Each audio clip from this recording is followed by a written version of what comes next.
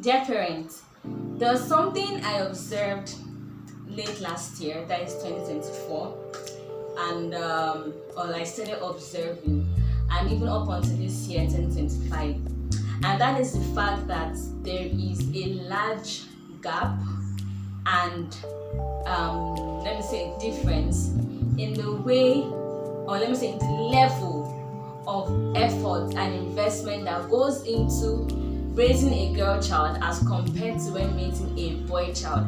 So it's like a lot of work is more done, a lot of work is done in raising a girl child. It's like it takes the whole village to raise a girl child compared to when a boy child is being brought up, right?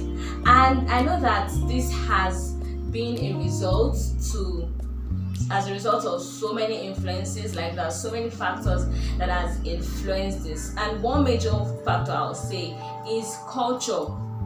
So we come from this part of the world that is in Africa, where it's like for everything a girl child does while growing up, she's reminded of the fact that she's going to her husband's house.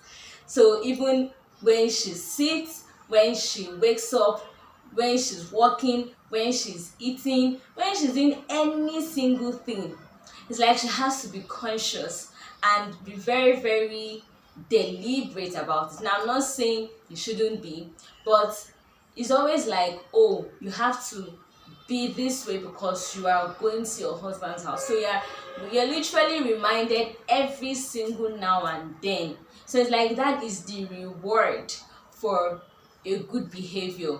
And now I'm thinking, okay, so what about, I know, okay, that might not just be the reason why.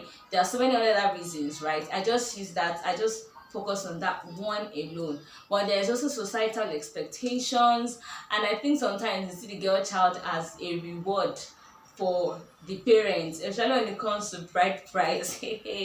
That's why in some cultures you see that, or some traditions rather, you see that the cost of the bride price is like you want to start business or you want to buy land or something, right? So maybe that could be the reason why there is a lot that goes into bringing up the girl child. And there are so many other factors as well, like let me say this feminist revolution and all of that. Probably that might have also had an influence as to that reason. But either ways, it's important that the same efforts we use and we put into bringing up the girl child, that same energy, that same effort is also put into raising the boy child, because we need to have a society where it's balanced. We need to have a balanced equation, let me put it that way, right? So it's not that, oh, we have more quality females than quality males. Because for example, let's look at this. For instance, let's assume we have 10 quality females and then we have just 5 quality males. By the time these quality females, 10 of them wants to get married, probably only 5 will be lucky enough to get the 5 lucky males. Then what happens to the other 5 females? I mean, what happens to them? What do they do? So we need to ensure that are able to put in that same energy and effort. And I'm bringing it back to you, parent, because everything still falls back to the family. I mean, just as we've learned over time, that the family is the basic unit of a society.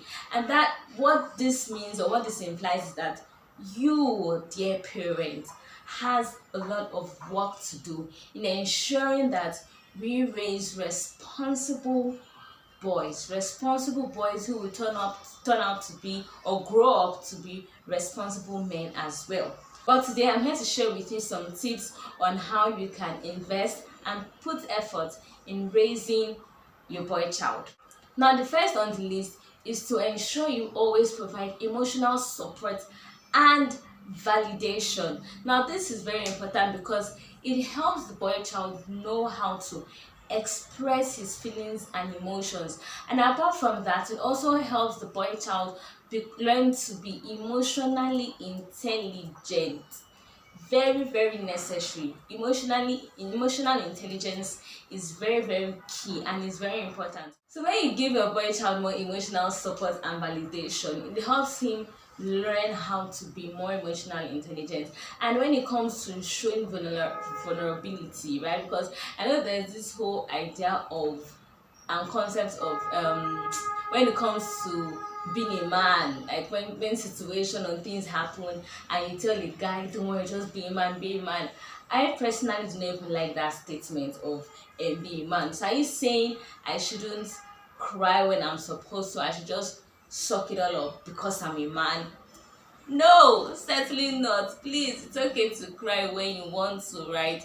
But that is why now, but that is because that is why it boils down to it's okay to cry when you want to, right? So that is why it starts from you parents teaching your son to be emotionally intelligent, right? Now the next on the list here is to encourage open communication.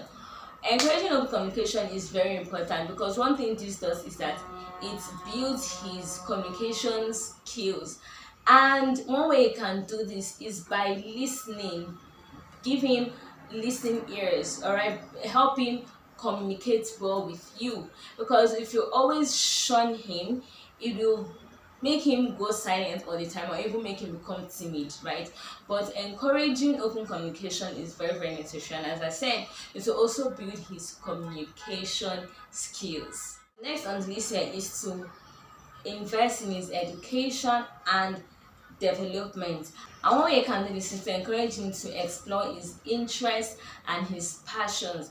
Help him discover what his skills and talents are and to explore all of this, right? The next I have here is role modeling. So you as a parent, what kind of role model are you?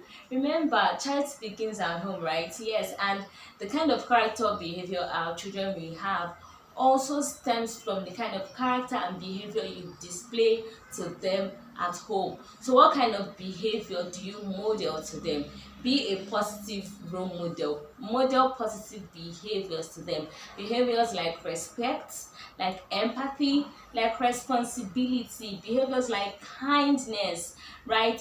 These are things that will feel like they are very simple and basic, but they are very necessary as well. Okay, now the next on the list, which also happens to be the last but not the least, is to encourage independence.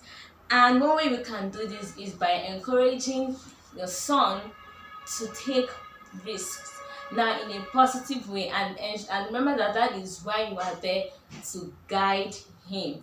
Okay, when it comes to even um getting involved in activities in school, getting involved in activities at home, okay, you can start from little tasks like this, right? And you can also this will also help to build his leadership skills in one way or another.